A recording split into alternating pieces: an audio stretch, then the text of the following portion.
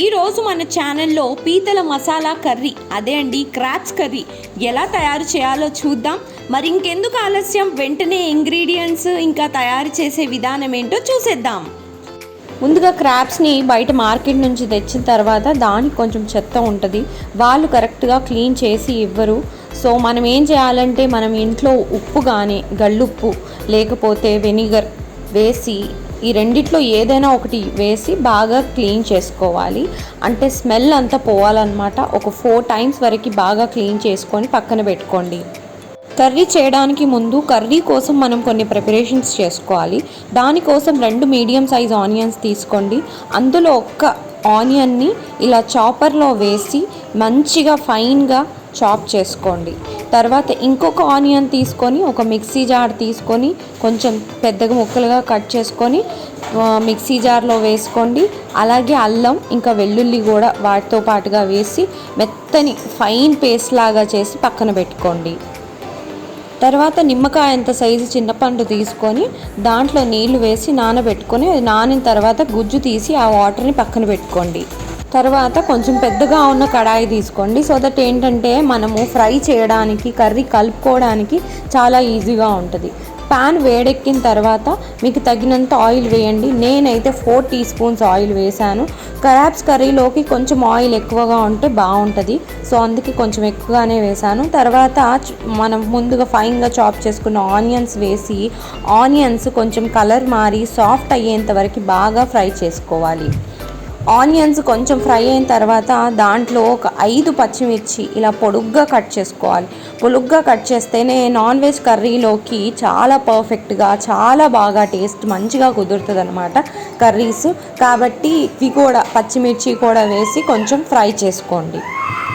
Onions ఇంకా పచ్చిమిర్చి వేగిపోయాక మనం ముందుగా పేస్ట్ చేసి పెట్టుకున్న ఆనియన్స్, గార్లిక్ ఇంకా జింజర్ వేసి పెట్టుకున్న పేస్ట్ ఉంటుంది కదా, ఆ పేస్ట్ని కూడా వేసి ఒకసారి మంచిగా ఫ్రై చేయండి. పచ్చి వాసన పోయేంత వరకు చాలా బాగా ఫ్రై చేయాలి. ఒక 5 to 6 minutes పాటు మీరు దీన్ని బాగా ఫ్రై చేయండి. ఈ లోపు మనం టమాటో ప్యూరీ చేసుకుందాం.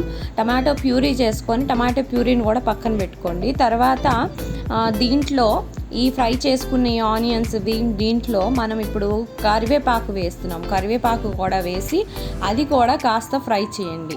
ఇప్పుడు దీనికి ఒక 1 teaspoon వరకు పసుపు వేసి దీన్ని కూడా 1 నిమిషం పాటు అలా ఫ్రై చేయండి. అంతే, ఫ్రై చేయడం అంటే కలుపుకోండి అంతే. ఇలా ఫ్రై చేసుకున్న తర్వాత దీనికి ఇప్పుడు మనము టమాటో ప్యూరీ లేదా టమాటో గుజ్జు వేసుకోవాలి. టమాటో ప్యూరీకి బదులుగా సన్నగా తరిగేసుకున్న టమాటోలు కూడా వేసుకోవచ్చు.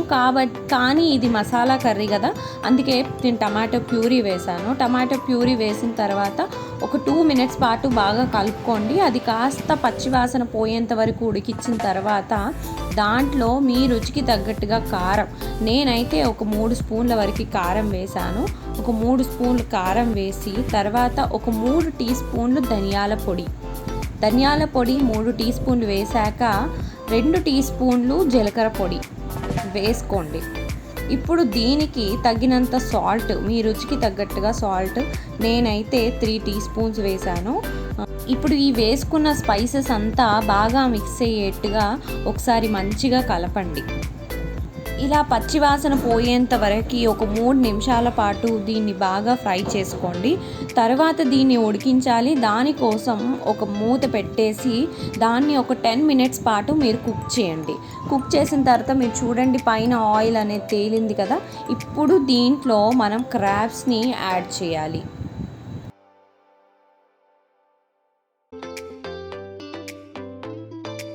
క్రాబ్స్ని ఈ మసాలాలో వేసిన తర్వాత మంచిగా కలపండి. ఇది ఒక పెద్ద టాస్క్ లాంటిదే, మనకి కలపడం అనేది చాలా ఇబ్బంది అవుతుంది. కానీ మెల్లగా నెమ్మదిగా కలుపుతూ ఉండండి. మసాలా అంతా ఒక్కో క్రాబ్కి పట్టుకోవాలి. అప్పుడే ఈ మసాలా గ్రేవీ కర్రీ చాలా టేస్ట్గా ఉంటుంది. ఇలా బాగా కలుపుకున్న తర్వాత మళ్ళీ దీన్ని ఒక 10 నిమిషాల పాటు కుక్ చేయండి. 10 నిమిషాల తర్వాత మూత తెరిచి చూడండి వాటర్ అనేవి కొంచెం పైకి వచ్చాయి. ఇప్పుడు దీంట్లో మనం ముందుగా ప్రిపేర్ చేసి పెట్టుకున్న చింతపండు నీళ్ళు, చింతపండు గుజ్జు ఇవి వేసుకోండి. మీ గ్రేవీకి తగ్గట్టుగా వేసుకోండి. నేనైతే 2 గ్లాసెస్ అంతా వేసాను. ఎందుకంటే మనం కుక్ చేస్తున్నప్పుడు మనకి గ్రేవీ కొంచెం ఇంకిపోతుంది కాబట్టి నేను 2 గ్లాసెస్ వరకు నేను వేసుకున్నాను. ముందు చింతపండు నీళ్ళు, తర్వాత నార్మల్ వాటర్ అదే బౌల్లో వేసాను అనమాట. చింతపండు నీళ్ళు మనం ఒక గ్లాస్ వేసాం కాబట్టి పులుపు ఎక్కువ అవుతుంది అని అనుకునేరు. పులుపు అనేది అస్సలు ఉండదు, చాలా టేస్టీగా చాలా బాగుంటుంది. పులుపు కోరుకునే వాళ్ళైతే ఇంకొక నిమ్మకాయంత సైజు చింతపండు నానబెట్టుకోండి. అంటే 2 నిమ్మకాయలంత సైజు చింతపండు నానబెట్టుకొని మీరు గ్రేవీ కోసం వేసుకోండి.